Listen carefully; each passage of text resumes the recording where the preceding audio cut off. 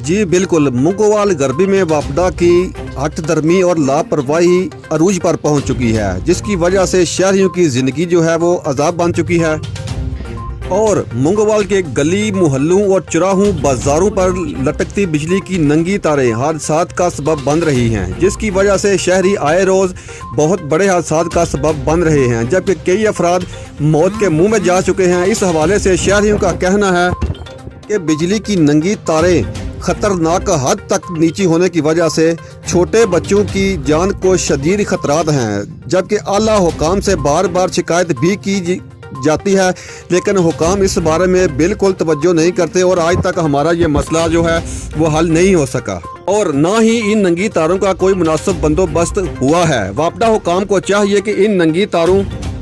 को ऊंचा किया जाए और शहरियों की ज़िंदगी से खेलना बंद किया जाए, ताकि अवाम का तहफ़्फ़ुज़, उनकी जान माल का तहफ़्फ़ुज़ वो यकीनी बनाया जा सके।